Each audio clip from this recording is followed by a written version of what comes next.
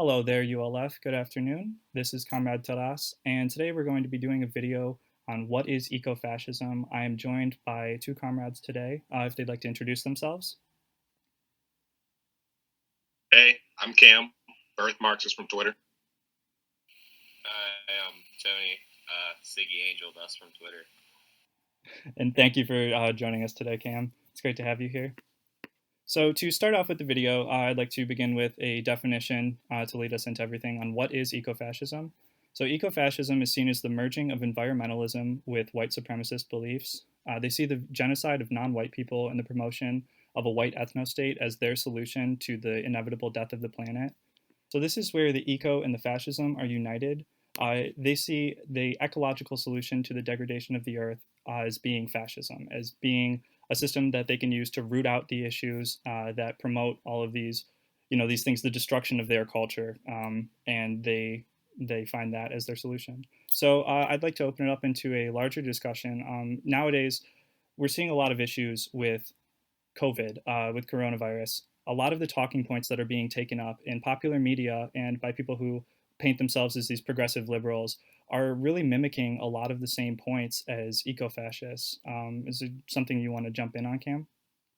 Yeah, I would like to say that it's very interesting that they're using a lot of the same talking points because a lot of them rest on the silly assumptions, and a lot of it is proof that liberals use a lot of the ideas that we use, but they use them incorrectly. They take a lot of our radical ideas, like about environmentalism, and then they sap them up their radical potential. Then they end up saying things like the earth is healing itself, as opposed to saying, oh, the system is the cause of the problem, the system being capitalism. And since capitalism has been put on pause for a little bit, now that we see the waters are clearing up a little bit, now that we see CO2 emissions have gone down a little bit because people have stopped driving so much, we see what could be the solution if we were to away from capitalism, move towards a socialistic system.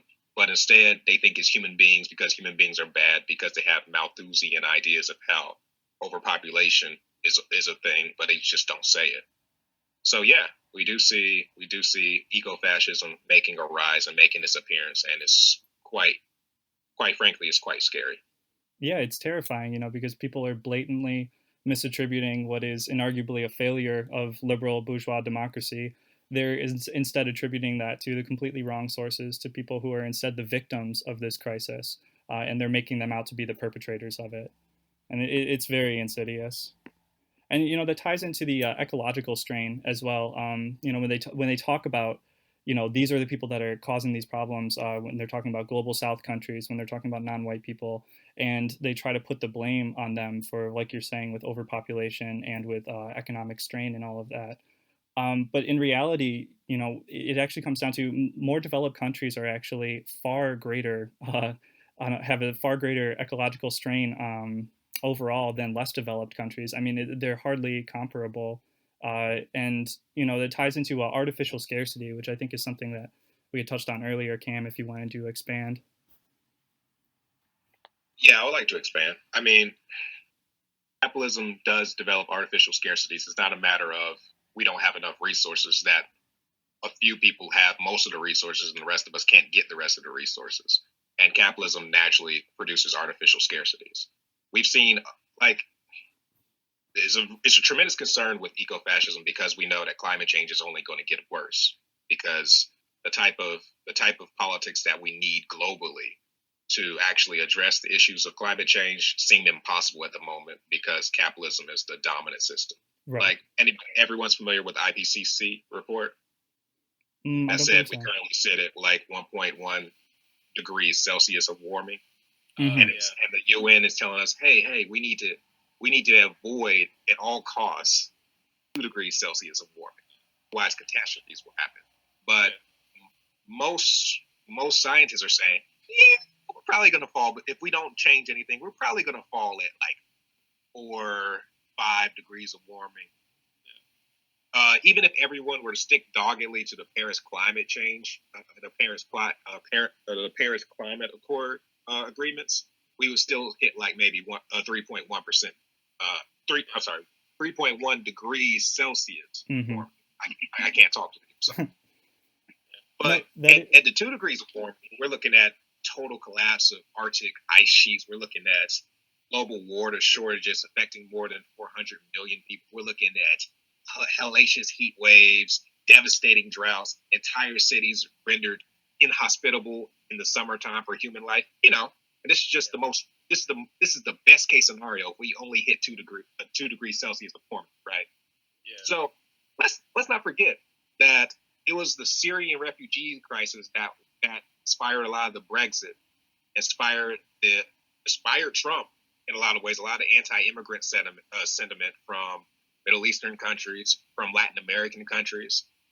And we've already seen the decay of capitalism in real time and the decay of liberal institutions leading to more fascistic displays. And we're the only country in the world that has one of its major political parties that says, hey, you know what? Climate change doesn't really exist. And if it does exist, it's not really that big of an issue. What happens when these jokers who are dominating our society as it exists right now says, you know what? Climate change does exist, and the solution is killing all the brown people. Don't let any of these brown people in, because right now we see a lot of xenophobia, a lot of anti-immigrant backlash, and we don't even have a fraction of the refugees we're going to have in the future. Yeah. Imagine when the artificial scarcities are no longer artificial scarcities, but actual scarcity. How easy is it going to be to say, hey, let these immigrants in, when the other side is saying, no, we don't have enough water. Don't let them in. Let them starve. Let them perish. Exactly.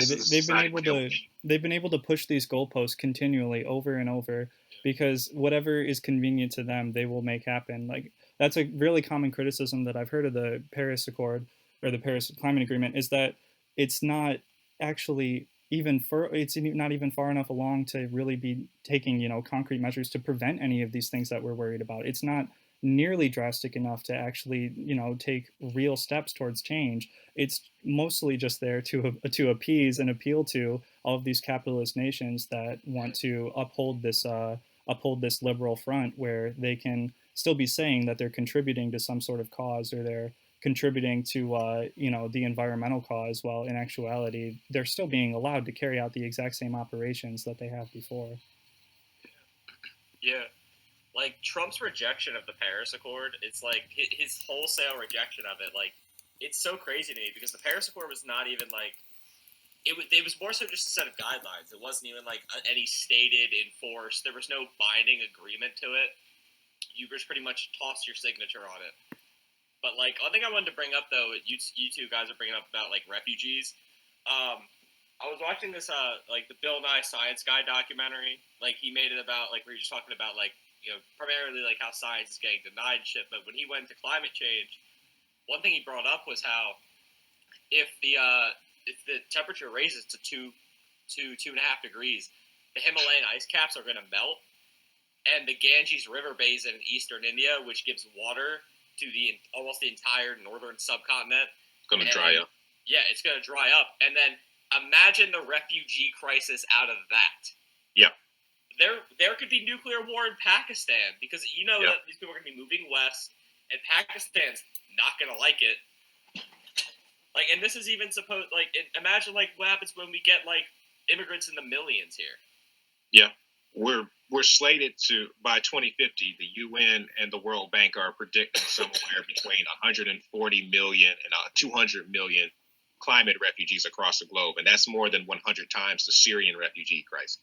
Yeah. So do we really think our liberal, so-called democratic institutions are going to weather that sort of crisis, or do we think ecofascism is going to sound more appealing if we, the Marxists, not out there saying, no, we have enough resources.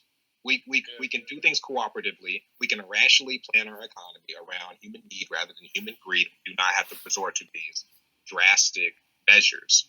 We have to make that argument way more forcefully, because we know the eco-fascists are going to have the very simple argument, the very simple case to make against the liberals. Because the liberals are going to have their heads so far up their butts talking about, we can colonize Mars. If we just get 2 more Elon Musks that we can build in a lab who can be brain geniuses enough, we can fix the problem. Don't worry. And we already know what Bill Gates and the rest of the guys are going to do. They're not going to side with us and give us their wealth so that we can distribute it fairly. Exactly. We're going to have to, like, think of more creative ways to get the wealth from the billionaires. Absolutely. I think that's a wonderful point to really underscore the entire argument, is that as these issues only become worse, as the environmental crisis only, exacerbates, eco-fascists are only going to have more of a platform to, spew their nonsensical rhetoric. And it's up to us as Marxist-Leninists, we have to step forward and make it clear and draw the line that imperialism is at the root of all of these issues. And the spread of finance capital and the pillaging of, global South countries, like, that is like the root of these problems, and that is why you're seeing mass immigration and why you're seeing all these other economic issues. Imperialism promotes the destruction of the environment. It practically necessitates it because of exponential commodity production. Right, through commodity production, like, essentially forces you to destroy the environment as a result, because it is, exponential. It has to keep growing.